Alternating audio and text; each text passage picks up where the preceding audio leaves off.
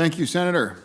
We now recognize Senator Marshall for 5 minutes. Well, thank you, Mr. Chairman, and I appreciate all of our witnesses hanging through this lunch hour. Now, I don't know about you, but I grew up every lunch in school that we got to drink whole milk. I would actually get 2 cartons of whole milk, and I hope that you all would support me that how important milk and the milk products are to the programs that you run. So just bear with me a moment here. It's so good. So let's start with Dr. Whitford. My first question should be, how is Coach Self doing? But I assume you don't have any exact knowledge, but I'm glad to let you know that I did speak to the Chancellor yesterday, and Coach Self is healing up very nicely and be ready for next year's basketball season. You run the Watered Gardens Ministry, and I would just like to hear a little bit more about that. What is your mantra? What drives you to do it? Tell me about the success of it, and what's that feel-good moment for you?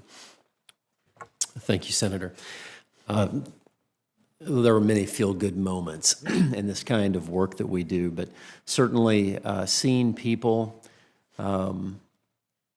freed from poverty is the number one thing that we're excited to see. And right now we're seeing a lot of folks who are really struggling in chronic homelessness, a lot of mental health issues, addiction issues, and these types of things. And so we have a very robust program where we're sitting down and getting to know people, very relational in nature, setting goals with them, and helping them up and out of poverty.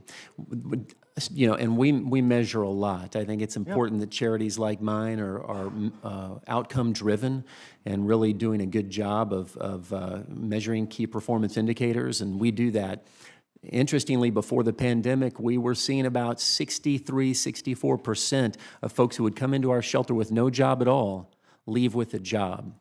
And over the last couple of years, that's changed. And so now we're really struggling to see people get back into the workforce.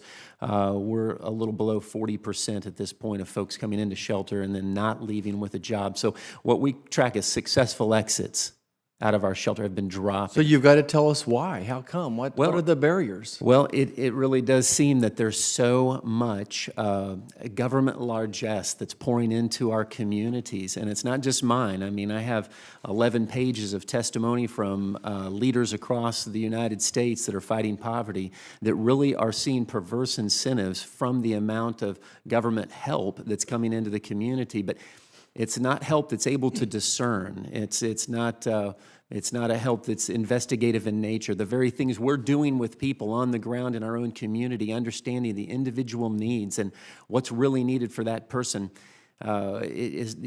government programs are not able to do that kind of work. And so it creates a perverse incentive that draws people toward it rather than toward the challenging developmental programs that are actually going to help them up and out of poverty. You know, coming from the Midwest, I think that a work ethic is part of our DNA. It's part of the values that I was raised on. You're in Joplin, Missouri. I'll still call Missouri the Midwest, even though you're going to struggle with your basketball team a little bit over there, but I'm sure you're still rooting for the Jayhawks. Tell me, do you still see that work ethic as a value that most of the people come into your facility with, that they want to get a job, or where are they on the work part of this? No.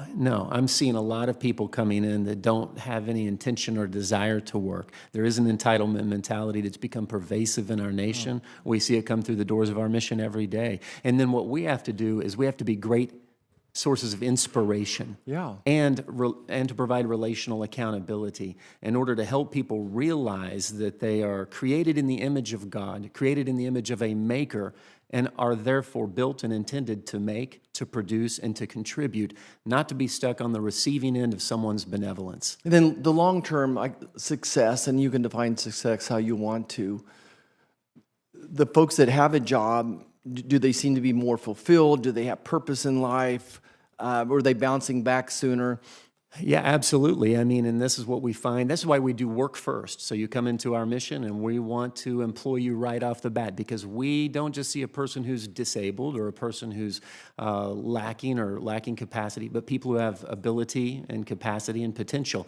And when we start with employment, it begins to energize them because we're built for that. And so that's what leads to more successful outcomes. But again, it's a fight. There's a great tension in what we're trying to do. And I think some of the larger, more bureaucratic forms of help coming into our community. Well, great. It looks like my time's wound down. We appreciate all the witnesses coming today. Mr. Chairman, I'll yield back. Thank you, Senator. I now recognize Senator Bennett for 5 minutes. Thank you, Mr. Chairman, and it's good to see you in this role. Thank you for having me today. I'm not on the committee, but I know how important this is. Thank you so much, Senator. Thank you.